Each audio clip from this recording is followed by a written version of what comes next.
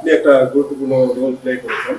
তো নির্বাচনের ঠিক ৩ দিন আগে কেন আসলে ওই ডিলটা সাইন করতে হয়েছিল, সেখানে কোনো প্রেশার ছিল কিনা? এবং এই প্রশ্নটা আসছে এই কারণে যে থার্ড কান্ট্রির কথা বলা আছে বেশ কিছু প্রভিশনে, যে নন মার্কেট ইকোনমির সাথে এগ্রিমেন্ট করতে গেলে বা পারচেস করতে গেলে আমাদের হয়তো নানা ধরনের বাধার সম্মুখীন হতে পারে এবং আমেরিকান ইন্টারেস্ট বাধাগ্রস্ত হয় এমন কোনো কিছু করতে পারবো না।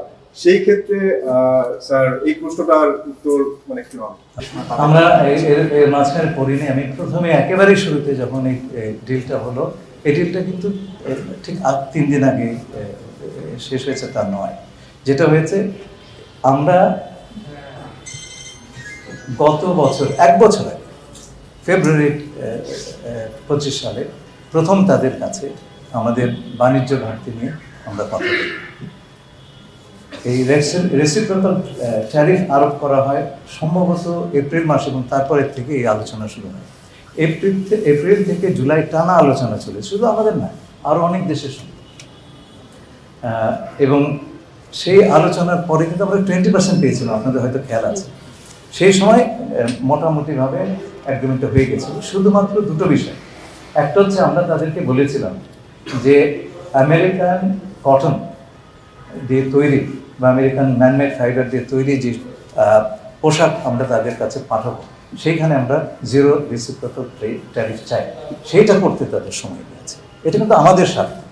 আর দ্বিতীয় হচ্ছে রুলস অফ অরিজিন, তাতেও তারা সময় নিয়েছে। অ্যাগ্রিমেন্টটা আমরা করে রেখেছিলাম জুলাইয়ের 31 তারিখে, এবং 1 তারিখে আমরা 20% পেয়েছি। সুতরাং এটা যে চট করে নির্বাচনের 3 দিন আগে পাওয়া হচ্ছে, সেটা ঠিক নয়। দ্বিতীয়ত, ইউএস ট্রেড রিপ্রেজেন্টেটিভ আমাদের প্রধান দুটি দলের প্রধানের সঙ্গে নির্বাচনের আগেই কথা বলেছে, এবং তারাও এতে সম্মতি দিয়েছিলেন। সুতরাং এমন না যে এইটা আমরা অন্ধকারে করেছি। আরেকটা জিনিস মনে রাখবেন, এটাতে একটা এন্ট্রি ক্লজ এবং এক্সিট ক্লজ আছে। এন্ট্রি ক্লজ হচ্ছে নোটিফিকেশন না হলে এটা কার্যকর হবে না, এখনো নোটিফিকেশনে যায়নি, সরকার ইচ্ছা করে রিভিউ করতে পারে। আর এক্সিট ক্লজ হচ্ছে 60 ডে আপনার নোটিশ দিয়ে বেরিয়ে যেতে পারে, এমন না যে আমরা একটা বন্ধ করে আমি বাংলাদেশকে ঠেলে দিয়েছি। আচ্ছা, আর দ্বিতীয়ত যে আপনি যেই কথাগুলি বললেন যে তৃতীয় দেশের সঙ্গে ইত্যাদি, এই অ্যাগ্রিমেন্টটা পাঠে একটা বিভ্রাট আছে আমাদের। শুধুমাত্র বাংলাদেশের যে অ্যাগ্রিমেন্ট সেটা দেখতে চলবে না, সেই পাশাপাশি আপনি দেখবেন ভিয়েতনাম, ক্যাম্বোডিয়া, মালয়েশিয়া, ইন্দোনেশিয়া, অন্যান্য দেশগুলি তারা কী কী দিয়েছে, কী কী পেয়েছে, এই ল্যাঙ্গুয়েজ কম্পেয়ার করে দেখলে দেখবেন যে মোটামুটি ইউনিফর্ম ল্যাঙ্গুয়েজ সব জায়গাতে।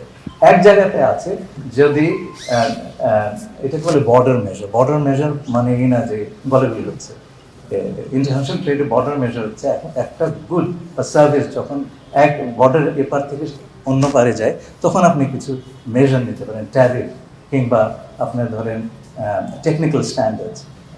তো যখন ইউএস একটা বর্ডার মেজার নেবে, আপনি দেখবেন কম্বোডিয়া বা ভিয়েতনামের কেসে তারা বলেছে তাদের সেই ধরনের একটা মেজার নিতে হবে। আর আমরা কি বলেছি? আমরা বলেছি আমরা সেটা পর্যালোচনা করব, এবং বাংলাদেশের আইন অনুযায়ী যদি কোনো মেজার নিতে হয় আমরা নেব। আপনি বিবেচনা করে দেখেন কার ল্যাঙ্গুয়েজ বেটার। তো আমরা বাংলাদেশের স্বার্থ বিসর্জন দিয়ে বলতে